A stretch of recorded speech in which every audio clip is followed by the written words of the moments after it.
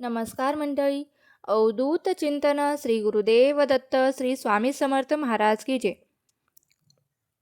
वटपौर्णिमेचा पवित्र सण जो की खास सुवासिनी महिलांसाठी अतिशय खास आणि महत्त्वाचा असतो. तर यंदा 2026मध्ये वटपौर्णिमा ही 29 जून म्हणजे सोमवारी या दिवशी येत आहे.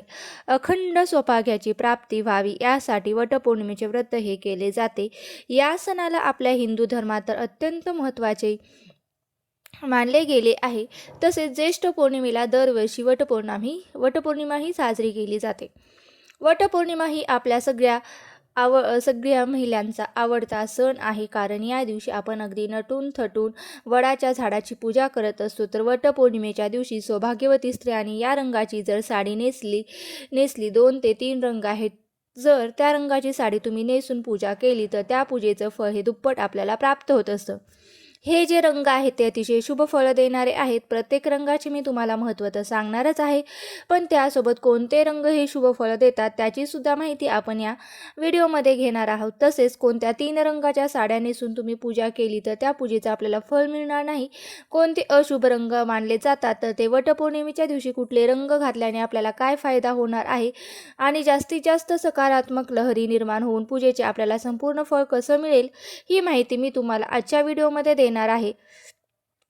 तसेच वटपौर्णिमेला आपल्याला कोणत्या चुका आपल्या हातून टाळायच्या आहेत याची कटाक्षाने काळजी घ्यायची आहे. तसेच वटपौर्णिमेचा शुभ मुहूर्त कोणता, ही संपूर्ण माहिती आपण आजच्या व्हिडिओमध्ये जाणून घेणार आहोत. त्यामुळे काय करायचं आहे तर तुम्हाला व्हिडिओ स्किप न करता शेवटपर्यंत नक्की ऐकायचा आहे. बघा, वटपौर्णिमा ही 29 जूनला सोमवारी आली आहे. 29 जूनला वटपौर्णिमेच्या पूजेचा जो शुभ मुहूर्त असणार आहे तो सकाळी 8:48 पासून ते 10:40 हा अतिशय शुभ मुहूर्त आहे. आणि म्हणूनच शक्य असेल तर याच शुभ मुहूर्तावरती पूजा करण्याचा जास्तीत जास्त प्रयत्न करा. जर या वेळेमध्ये तुम्हाला शक्य झालं नाही तर तुम्ही दिवसाचा राहुकाळ सोडून तुम्ही दिवसभरामध्ये कधीही पूजा करू शकता. परंतु शास्त्रानुसार आपण कोणतीही पूजा किंवा सेवा ही जेव्हा शुभ मुहूर्तावरती केली जाते तर त्याचं पुण्य हे आपल्याला जास्त मिळत असतं. त्याच्यामुळे आपण ह्या शुभ मुहूर्तावरी पूजा करण्याचा प्रयत्न करायचा. आता बघा, वटपौर्णिमेची जी पूजा असते ती आपल्याला शक्यतो दुपारी 12च्या आतच करायची आहे. फार उशीर करू नका. आणि कारण काय होतं ना, सगळं आवरून शेवटी पूजा करतो, पण हे जर चुकीचं आहे. कारण काही गोष्टी जर आपण त्या वेळेमध्येच केल्या तर त्याचा आपल्याला जास्तीत जास्त फायदा होतो. बघा, ज्या स्त्रिया आहेत ना, साडी वगैरे दागिने घालून वडाच्या झाडाची या दिवशी पूजा करतात. आजकाल फॅशनकडे जास्त लक्ष दिलं जातं, पण फॅशनसोबत आपली संस्कृतीसुद्धा तितकंच महत्त्वाचं आहे. आता बघा, वटसावित्रीच्या पौर्णिमेला जे शुभ रंग आहेत ते घातल्यामुळे आपल्याला लाभ होत असतो. तर दुसरी गोष्ट म्हणजे दागिन्याच्या बाबतीतसुद्धा तसंच म्हटलं गेलेलं आहे. यासोबतच तुम्ही बांगड्या, आपल्या सौभाग्यवती स्त्रियांचे जे अलंकार असतात ते सुद्धा त्याचे सुद्धा नियम आपल्याला पाळलेच गेले पाहिजेत. आता जे रंग आहेत या घातल्यामुळे सकारात्मक लहरी तर निर्माणच होतात आणि पूजेचं फळ सुद्धा आपल्याला मिळत असतं. तर असे कोणते रंग घातल्यामुळे आपल्याला त्याचा काय लाभ होतो हे आपण जाणून घेणार आहोत. बघा, आता सगळ्यात आधी सगळ्यात पहिला आणि महत्त्वाचा रंग म्हणजे हिरवा रंग. देवीला आपण ओटी भरतो, हिरव्या रंगाची साडी अर्पण करतो, हिरव्या रंगाचा चुडा, बांगड्या ज्या आहेत त्या आपण अर्पण करत असतो. वटपौर्णिमेच्या दिवशी जर महिलांनी हिरव्या रंगाची साडी नेसली तर सर्वोत्तम हा रंग जो आहे तो सगळ्यात उत्तम मानला जातो. हिरवा रंग हा सौभाग्याचं प्रतीक आहे. हिरवा रंग हा आपल्या सुख समृद्धी प्रदान करत असतो. बघा, हिरव्या रंगाची साडी घातल्यामुळे आपल्याला जे आपलं सौभाग्य आहे ते वाढतं. आणि दुसरी गोष्ट म्हणजे हिरव्या रंगाची साडी किंवा बांगड्या घातल्यामुळे भगवान शंकर जे आहे ते आपल्यावर प्रसन्न होत असतात. आणि शिवशंकर आणि निसर्गाचा हे जवळचं एकदम नातं आहे. त्यामुळे आपल्याला काय करायचं आहे तर श्रावण महिन्यामध्ये बघा, बऱ्याच महिला हिरव्या रंगाच्या बांगड्या, हिरव्या रंगाची साडीसुद्धा घालत असतात. तर यामुळे आपल्याला हिरव्या रंगाची साडी घातल्यामुळे आपल्या वैवाहिक जीवनामध्ये ज्या काही अडचणी येत आहेत त्यासुद्धा दूर होत असतात. पती पत्नीमध्ये सौख्य राहत असतं.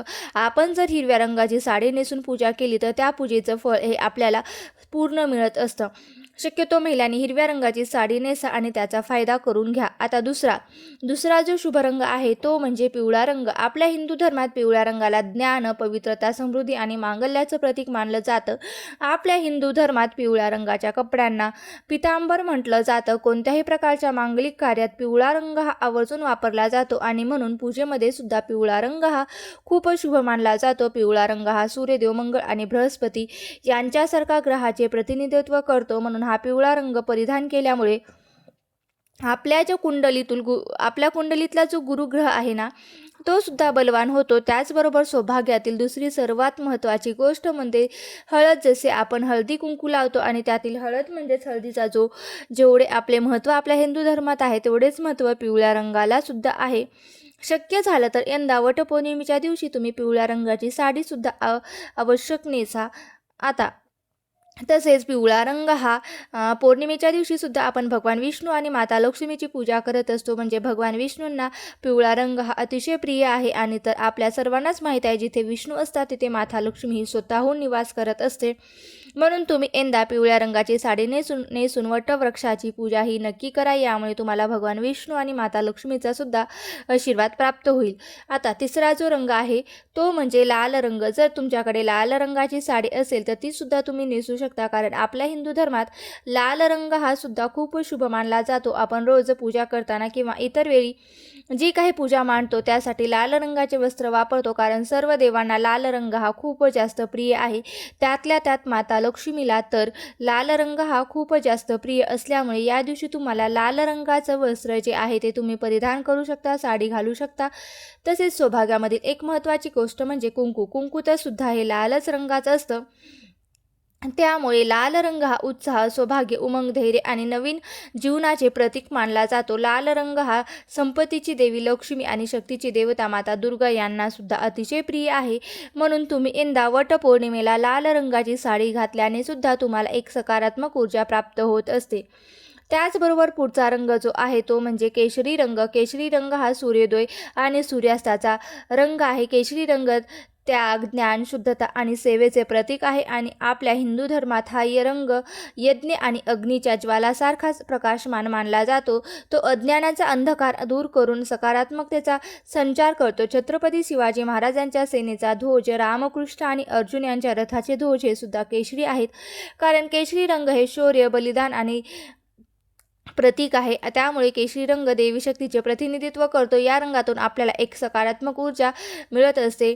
त्यामुळे सकारात्मक ऊर्जासुद्धा प्रवाहित होत असते. त्यामुळे केशरी रंगाची साडी घातल्याने तुम्हाला सुद्धा एक नवीन प्रकारची ऊर्जा प्राप्त होत असते. म्हणून तुम्हाला केशरी रंगाची साडीसुद्धा या वटपौर्णिमेला तुम्ही आवश्यक नेसून घालू शकता.